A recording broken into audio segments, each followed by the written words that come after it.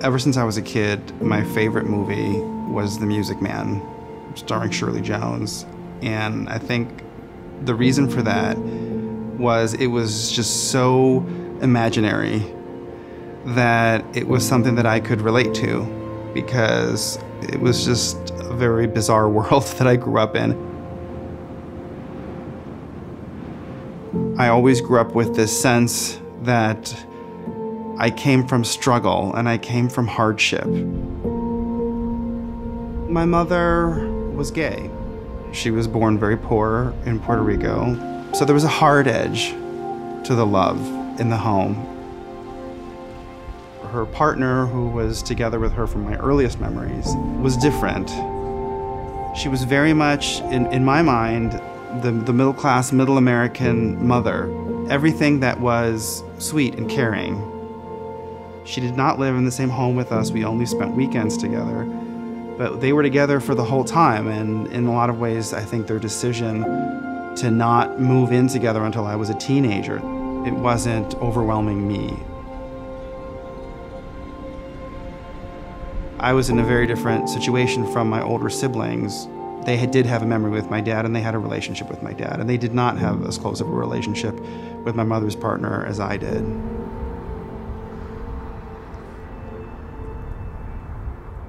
My mom was a psychiatrist, and she was involved a lot in providing assistance to mentally troubled people who were gay or lesbian or transgender. And I worked in her clinic when I was a kid, and so you become exposed in different ways to what the culture was, not just the lesbians, but the men. The first time I actually had sex was I was 13, and we were drunk, and it was with two older teenage boys. It was all very, very vague, but I remember that it had happened, and at that point, I wanted to go out and do more of it, because it was kind of a thrill. I stumbled into it. I never really had a chance to figure out what I wanted, or it just, it happened too quickly.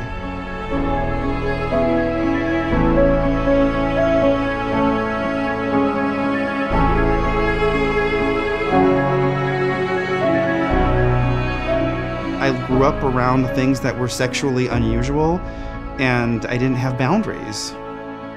So I can say things that sound vulgar to other people, but it just sounds like Tuesday to me.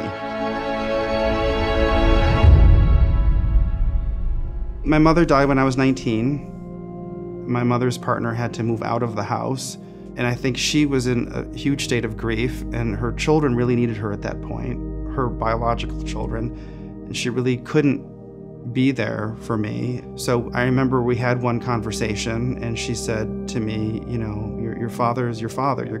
He will be the one to provide for you. But the relationship between me and my dad didn't come together. So I ran away. I mean, I was 19, so I can't say I ran away as if I was a homeless teenager, but I was in fact a homeless teenager. On the one hand, if they had had a civil union or a domestic partnership or a marriage or something, my mother's partner would have been able to stay in her home. She probably would have inherited more than she got. But I think if they had gotten married the way the gay marriage is structured now, they would have effectively erased all ties to my dad. That would have been lost permanently. And unfortunately, that's why I ended up with the political position that I hold, because what gay people want from marriage now, it's not the way it was at the beginning of the gay marriage movement, when it was just about visiting each other in the hospital or getting tax breaks or whatever civil unions could have given to them. Now they want marriage to be a way to say, I am the mother to my lesbian partner's children. And then there's a child who has basically been forced into an emotional relationship with someone who can't be that for them. And that causes so much harm. It was very much exactly the way it would have been if my mother had gone to a sperm bank. But I still wanted to see my dad, even though he was never there. The idea is so powerful in your head that there's a father and a mother out there. I mean, how can you erase that?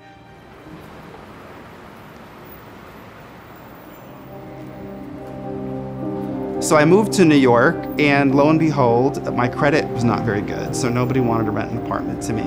And so I figured the one thing that I know how to do is how to find gay men. So I went out and found them. And there was a place in the Bronx that had an extra spare room. And so I moved in with this gay man, and I found ways to pay the rent.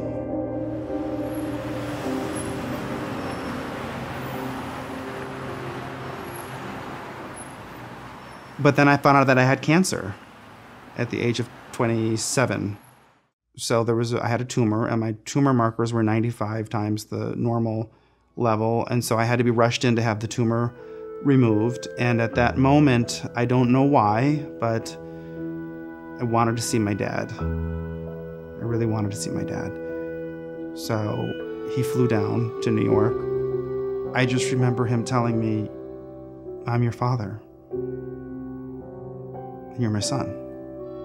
And I moved in with my dad, and I acted like a 9-year-old because I just wanted to live what I had. I had made it past cancer, and I didn't know whether the cancer was going to come back or what was going to happen, but I just decided that I wanted this. I wanted to have a life with a father, and so I just did it. And we're close now. I had never been with a woman, and but I'd always found women attractive. It's just I'd never acted on that because I never felt like I could. It was always kind of scary to me. And then I fell in love with a woman. So I found myself at the age of 29 saying, I have to get married. You know, it was something I'd never felt before. So we got married, and then we had 2 kids. And, you know, that's all I have right now. I mean, I myself am bisexual. That is what I am. I find both men and women attractive, regardless of the fact that I did marry a woman, and I am in a faithful relationship with her. It could have ended differently. It could have ended up that I got into a lifelong relationship with a man, but gay marriage is wrong.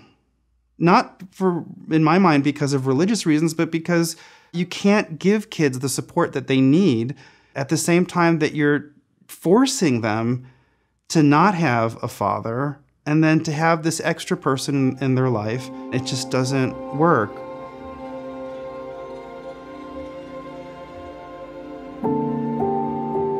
The gay community has been so put on lockdown by the gay marriage debate, because they can monitor what you say all the time. Twitter, Facebook, email. They call your job, they call your family. They turn siblings of mine against each other. Some of them I will never speak to again, in all likelihood. I mean, that was one of the most painful things. I guess I just want justice. I want our country to find a sense of putting others before themselves. Whatever small steps we can take, I know it's almost impossible. I hope that there's some way.